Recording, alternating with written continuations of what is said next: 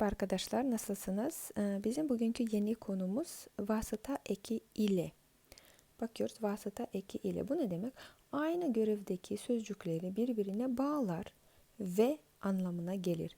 Kelimeler arasında vasıta, birliktelik, zarf ilişkisi kurar. Yani bu niye eкен vasıta eki ile degenimiz, yani қазақшадағы мен, бен, пен шылауы, яғни мысалы іңкәр, мен, айнұр деген сияқты, немесе үй мен көлік десек, мысалы немесе мысалы ағаш пен жапырақ деген сияқты. Яғни бұл көбіне қандай және сөзінің синонимі болып есептеледі. Tamam, şimdi devam edelim. Burada örnekler de var. Marketten patatesle domates aldım. Ne aldım? Patates ile domates. Немесе patatesle domates. Yani biz ileni бірге жазсақ та болады. Лале қылып бөлек жазсақ та болады. Енді оны былай көрсетеміз. Vasıta eki ile la немесе ле болуы мүмкін. Немесе алдында mesela yardımcı ses ye тұр. Görüyoruz. Burada yardımcı ses ye var. Neden? Eğer kelime ünlü ile bitiyorsa o zaman biz ne ekliyoruz? Yardımcı ses ye ekliyoruz. Sonra lale'yi ekliyoruz. Eğer kelime ünsüze bitiyorsa o zaman lale ekliyoruz. Mesela sen ile ben. Yani senimin men, sen және мен. Senimin men. Sen ile ben. Ya da şöyle diyebiliriz. Senle ben. Қысқартылған формасы. Екеуі де дұрыс. Ана дұрыс емес, мынау дұрыс емес, былай более литературный мыналай деген ондай нәрсе жоқ. Екеуі қатар. Көбінесе қазір қысқартылған ле формасын біріктіріп жазатын формасын қолданылады. Senle ben.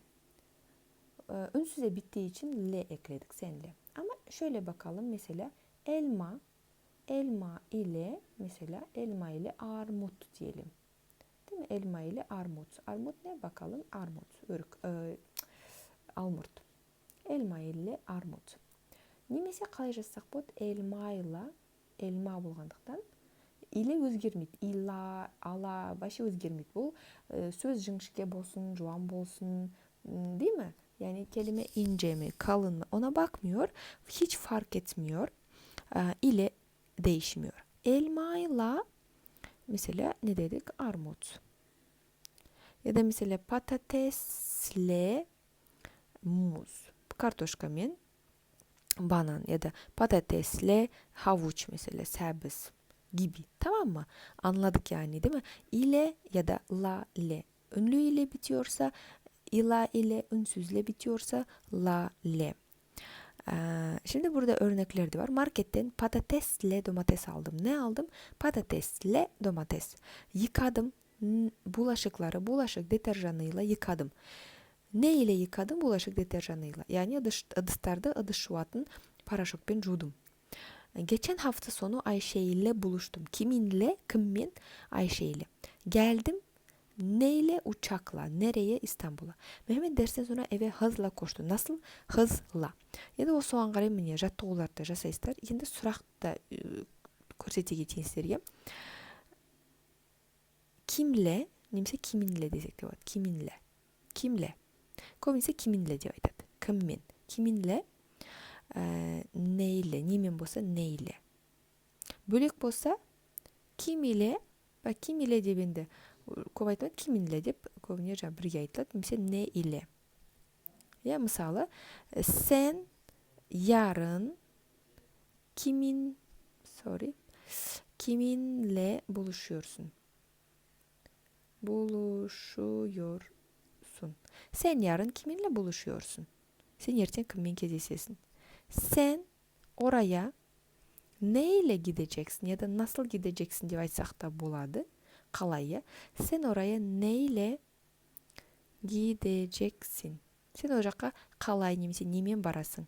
Ne дейміз? Ben oraya mesela otobüsle gideceğim. Ya da taksiyle gitmeyi düşünüyorum mesela. Tamam, bu biraz sizin konu değil. Gideceğim. Anladık mı? Түсіндік ya? Kiminle, neyle? Сұрағы. 6. alıştırmaya bakalım. Pazardan portakalla muz aldım. Apelsin мен банан aldım. Aşağıdaki ikilileri ile kullanarak eşleştirelim deydi ya. Kedi ile fare mesela. Мысық пен тышқан. Hırsızla polis. Hırsız ile polis desek de. Hırsız ile polis yani uğurlukçu men politsiya. Şimdi burada da alıştırma var. Bakalım takımları renkleriyle eşleştirelim diyor. Yani hangi renk hangi takım. Burada 4 takım verilmiş. Takım degenimiz niye? Takım ne demek? Yani takımın Türkçe'de 2 manası var. Bir tanesi takım kıyafet yani kiyim. Мысалы костюм шалбар, кәдімгі деловой киімге takım деп айтамыз. Takım. Екінші бір мағынасы, ikinci мағынасы bu futbol takımı ya da mesela basketbol. Yani spordaki takım, komanda. Tamam mı? Yani buradaki takımlar diyor 4 tane takım verilmiş. Türkiye takımları mesela birincisi bu Fenerbahçe, Galatasaray, Beşiktaş, sonraki Trabzonspor. Renklerine bakalım diyor. Bordo ile mavi hangisi? Trabzonspor. Sarı ile kırmızı bu ne? Galatasaray mesela. Siyah ile beyaz bu ne? Beşiktaş. Sarı ile lacivert bunlar hangi? Fenerbahçe. Bakalım Fenerbahçe sarı ve lacivert. Sarı lacivert degenimiz qanday? Sarı және fiyoletoviy tüstер. Tamam mı arkadaşlar? Bugünkü konumuz bu kadar. Hiç de zor değil. Ev ödevini kendiniz yapacaksınız.